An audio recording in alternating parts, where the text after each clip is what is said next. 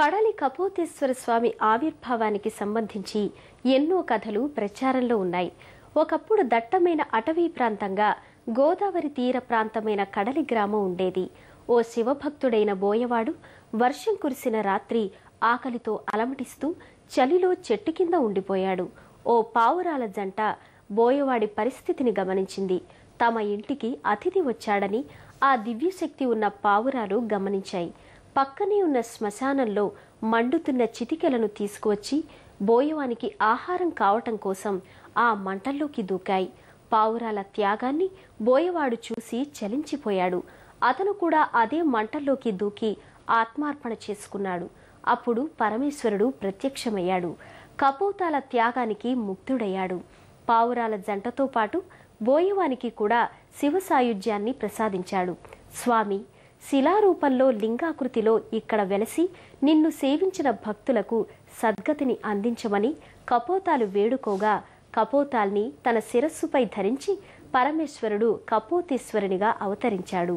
గర్భాలయంలో ఉత్తరాభిముఖంగా ఉన్న కపోతేశ్వర స్వామి శీర్ష భాగంపై కపోతాల రెక్కలు స్పష్టంగా గోచరమవుతాయి.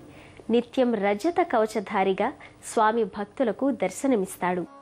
గర్భాలయంలో సూక్ష్మ పానవట్టంపై కపోతేశ్వర స్వామి విలక్షణ భరితంగా గోచరమవుతాడు.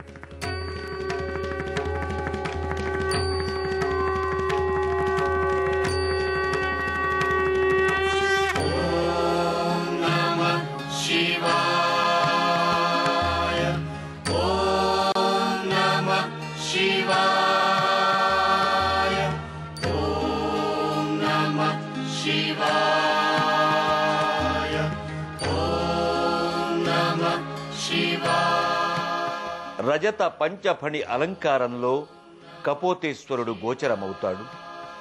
భస్మలేపనంతో, కుంకుమ చందనాది సమర్పణలతో పుష్పాలంకృతుడైన స్వామి నయన మనోహరంగా దర్శనమిస్తాడు.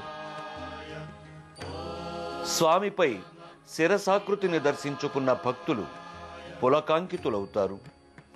హరహర శంకర, భవహర శంకర, శివ శివ శంకర, పాహి పాహి కపోతేశ్వర వంటి ప్రణతులతో స్వామిని శరణు వేడుతారు.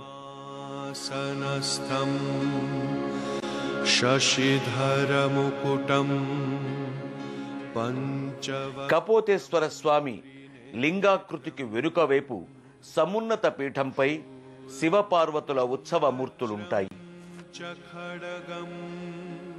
ప్రతినిత్యం కపోతేశ్వర స్వామి వారికి మహన్యాసపూర్వకంగా అభిషేకాన్ని నిర్వహిస్తారు. ఈ సందర్భంలో స్వామి నిజలింగాకృతి దర్శనాన్ని అత్యంత ఫలప్రదంగా భక్తులు భావిస్తారు.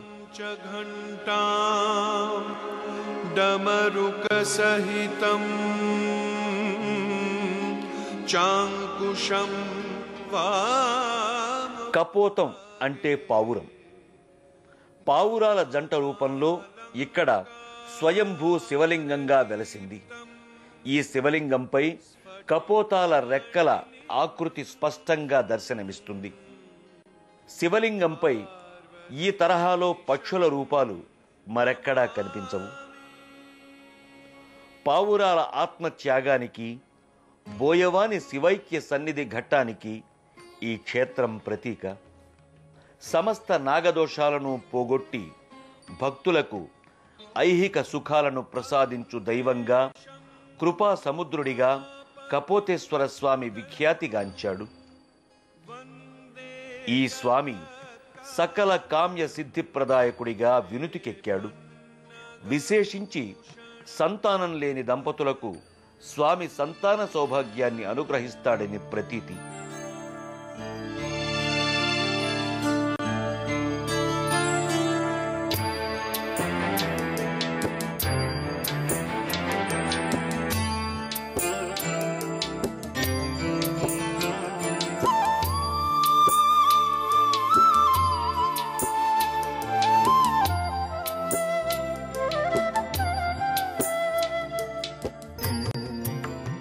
ఆలయ ముఖమంటపంలో నందీశ్వరుడు స్వామికి అభిముఖంగా కొలువుదీరి ఉంటాడు. నందీశ్వరుని వెనుక సాష్టాంగ దండ ప్రమాణాన్ని ఆచరించే బోయవాని ప్రతిమ గోచరమవుతుంది. శివ శివ శివానవో మనసా శ్రీ శివనామమే జగద్రక్ష సర్వ పాపహరణం శివ సంకీర్తనం. శంకర శంకర హర హర శంకర